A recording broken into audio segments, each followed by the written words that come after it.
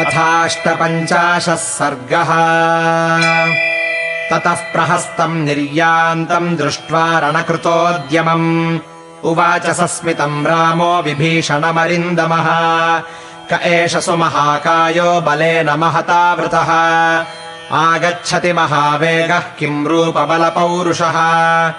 आचक्ष्व मे महाबाहो वीर्यवन्तम् निशाचरम् राघवस्य वचः श्रुत्वा प्रत्युवाच विभीषणः एष सेनापतिस्तस्य प्रहस्तो नाम राक्षसः लङ्कायाम् राक्षसेन्द्रस्य त्रिभागबलसंवृतः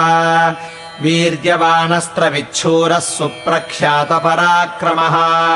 ततः प्रहस्तम् निर्यान्तम् भीमम् भीमपराक्रमम्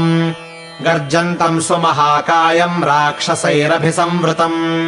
ददर्श महती सेना वानराणाम् बलीयसा अभिसञ्जातघोषाणाम् प्रहस्तमभिगर्जताम् खड्गशक्त्युर्ष्टिशूलाश्च बाणानि मुसलानि च गदाश्च परिघाः प्रासा विविधाश्च परश्वधाः धनूंषि च विचित्राणि राक्षसानाम् जयैषिणाम् प्रगृहीतान्यराजन्त वानरानभिधावताम् जगृहुः पादपांश्चापि पुष्पितांस्तु गिरींस्तथा शिलाश्च विपुला दीर्घा योद्धुकामाः प्लवङ्गमाः तेषामन्योन्यमासाद्य सङ्ग्रामः सुमहानभूत्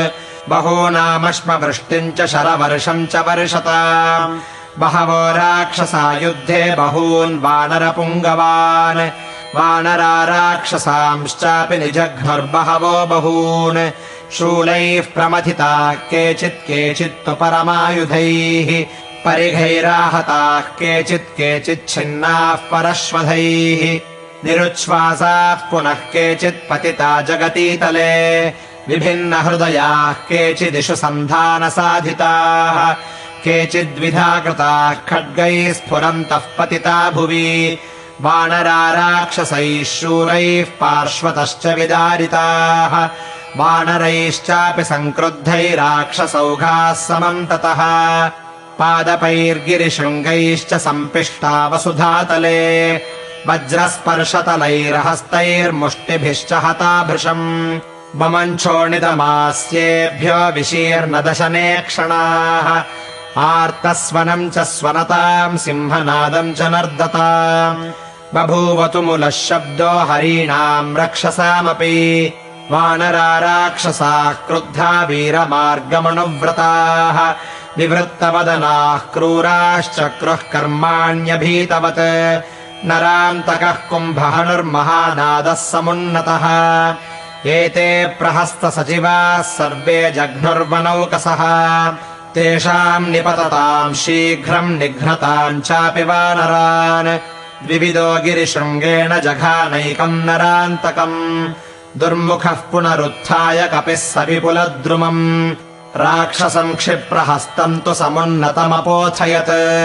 जाम्बवांस्तु सुसङ्क्रुद्धः प्रगृह्य महतीम् शिलाम् पातयामास तेजस्वी महानादस्य वक्षसि अथ कुम्भहनुस्तत्र तारेणासाद्य वीर्यवान् वृक्षेण महता सद्यः प्राणान् सन्त्याजयद्रणे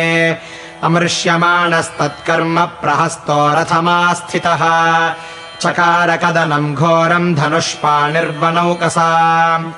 आवर्त इव सञ्जज्ञे सेनयोरुभयोस्तदा क्षुभितस्याप्रमेयस्य सागरस्येव निःस्वनः महता हि शरौघेण राक्षसोरणदुर्मदः अर्दयामास सङ्क्रुद्धो वानरान् परमाहवे वानराणाम् शरीरैस्तु राक्षसानाम् च मेदिनी बभूवातिचिता घोरैः पर्वतैरिव संवृता सा महीरुधिरौघेण प्रच्छन्ना सम्प्रकाशते सञ्छन्ना माधवे मासि पलाशैरिव पुष्पितैः हतवीरौघमप्राम् तु भग्नायुधमहाद्रुमा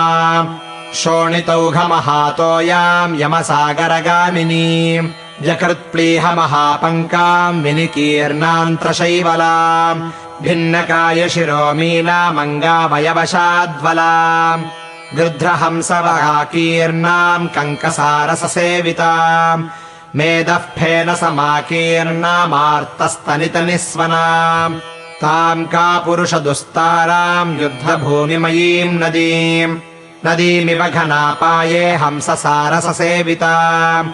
राक्षसाः कपिमुख्यास्ते तेरुस्ताम् दुस्तराम् नदीम् यथा पद्मरजोध्वस्ताम् नलिनीम् गजयूथपाः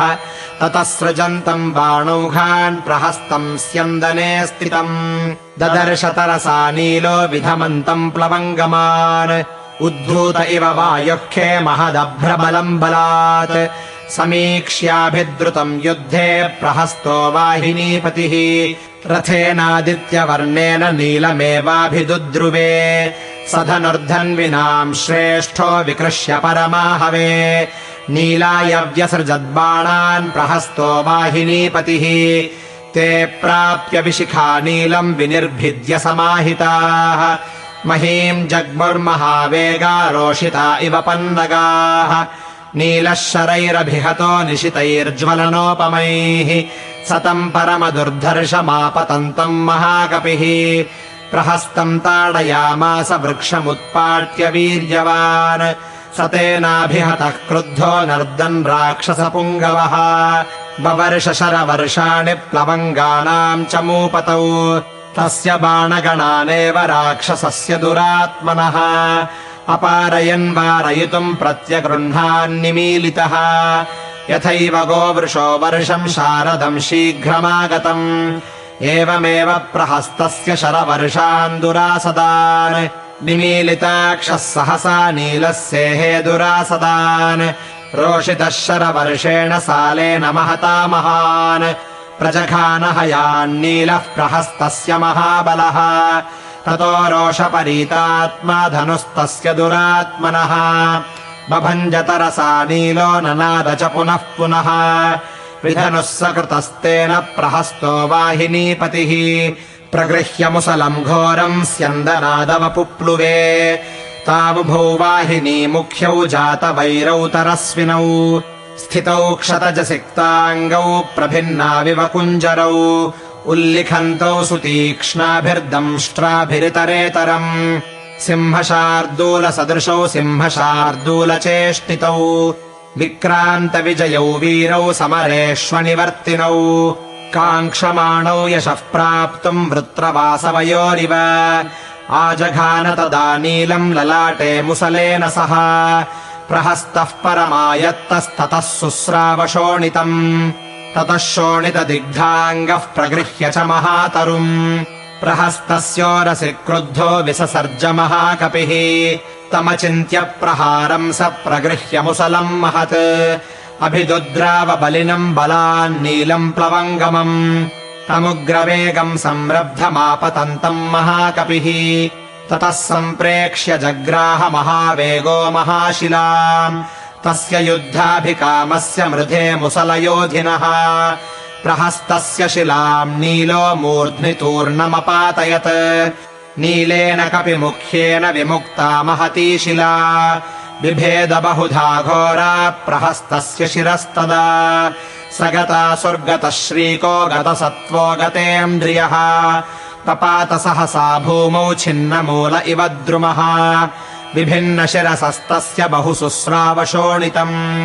शरीरादपि सुस्राव गिरेः प्रस्रवणम् यथा हते प्रहस्ते नीलेन तदकम्प्यम् महाबलम् राक्षसानाम हृष्टानाम् लङ्कामभिजगामः न शेकुः समवस्थातुम् निहते वाहिनीपतौ सेतुबन्धम् समासाद्य विशीर्णम् सलिलम् यथा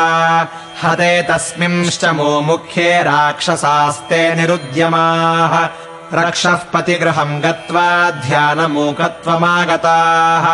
प्राप्ताः शोकार्णवम् तीव्रम् विसञ्ज्ञा इव ते भवन् ततस्तु नीलो विजयी महाबलः प्रशस्यमानः सुकृतेन कर्मणा समेत्य रामेण स लक्ष्मणेन प्रहृष्टरूपस्तु बभूव यूथपः। इत्यार्षे श्रीमद् रामायणे वाल्मीकीये आदिकाव्ये युद्धकाण्डे 58 सर्गः।